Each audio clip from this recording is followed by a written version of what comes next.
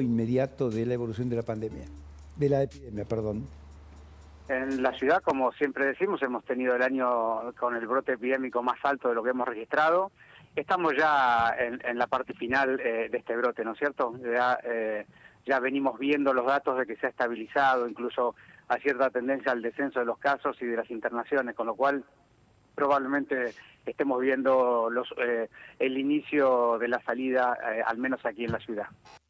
Estoy de acuerdo con este punto. Me parece que para la ciudad de Buenos Aires, no para el resto del país, digamos, y mucho menos para el Nueva Guinea, diría que la zona centro, para decir Córdoba, una parte de la provincia de Buenos Aires y la ciudad de Buenos Aires, seguramente esto va a ocurrir.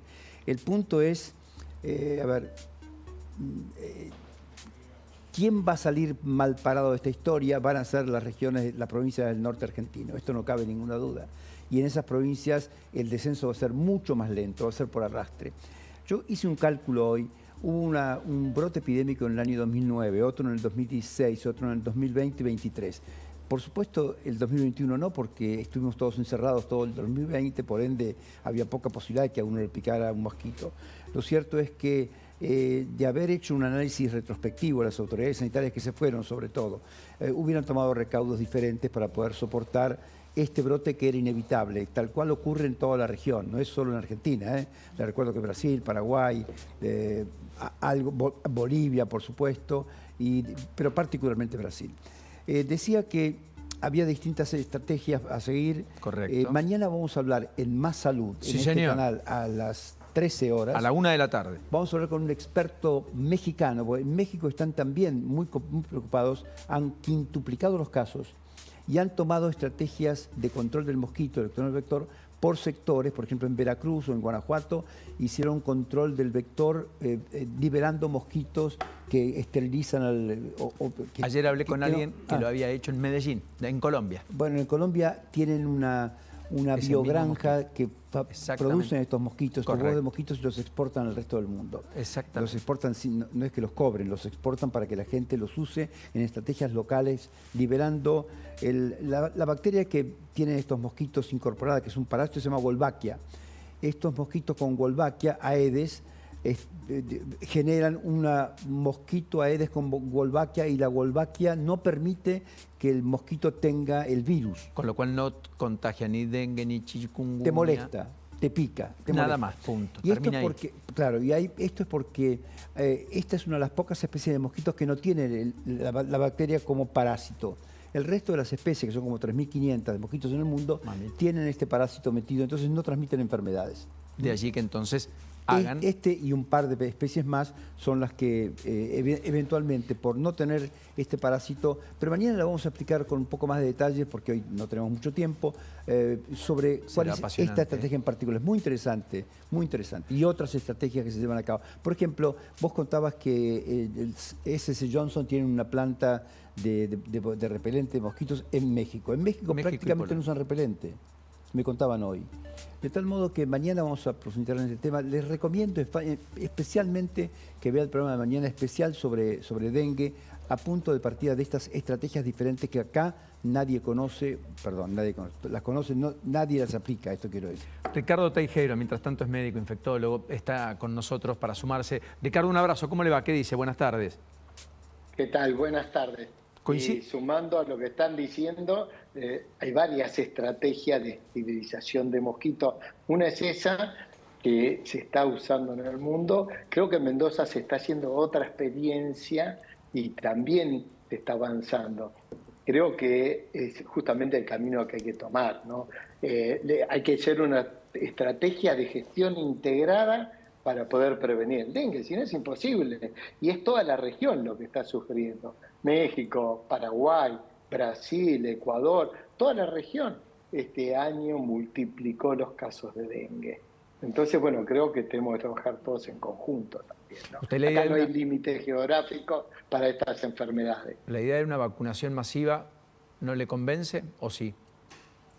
A ver, la vacunación masiva no está ni en discusión siquiera, porque no es una vacuna que pueda frenar un brote o que pueda evitar. Es lo mismo que diríamos en la vacunación para la gripe. Tiene indicaciones precisas.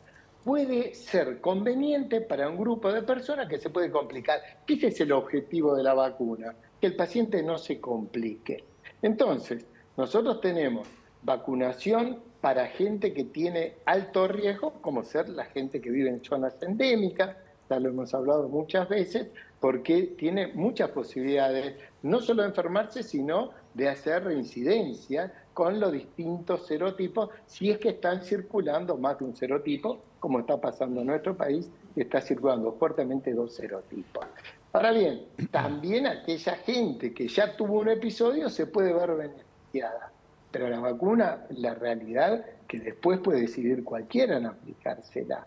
Pero ya eso es una indicación individual que hay que hablarlo con el médico, porque también tiene contraindicaciones. Pero es importante tener claro que la vacuna ya está aprobada, ya cumplió todos los pasos de investigación, es una vacuna eficaz, es segura, y después dependerá de la conducta que tomemos por los riesgos que tengan o las regiones o los pacientes. Doctor, le cuento la experiencia de México, que es muy interesante, vuelvo a repetir, lo vamos a desarrollar mañana sí. Con más cuidado. Ellos tienen una alternativa que puede ocurrir en Argentina. Tuvieron 2 brotes epidémicos con la variante dengue virus DENV2. Ahora predomina la 3. Y con la variante 3 están viendo complicaciones muy serias como miocarditis, hepatitis y otras complicaciones parecidas a las que hubo en algún momento con COVID. Motivo por el cual están tomando medidas más drásticas para evidentemente combatir al vector. Aquí nadie pidió jamás que la vacuna fuera incorporada a ningún lado. Usted lo que dice es estratégico y desde el punto de vista de salud pública es lo único que se puede hacer. Acá hay que combatir al vector. El enemigo es el mosquito y aplicándose la vacuna uno no evita que la enfermedad siga dando vueltas. Por ende, usar estas estrategias que usted acordó después de mi comentario para controlar el vector creo que es la única alternativa viable, ¿no? No, es fundamental, pero igual la vacuna tiene que estar dentro de la gestión y la estrategia. Absolutamente. Porque sí le podemos brindar la oportunidad a gente que se puede complicar. Claro. Y esto pasa con todas las vacunas. Ahora, cuando uno decide la vacunación para un grupo de riesgo que se puede complicar, también tenemos que tener claro que tiene que ser accesible y darle gratuidad, porque la gente que la va a necesitar es la gente más vulnerable. Eso es una realidad, eso es una discusión. Es lo que hace Brasil, dar. Lo que está haciendo Brasil, por ejemplo. Claro, seguro, sí, Brasil ya distribuyó 1.200.000 dosis también, ¿no?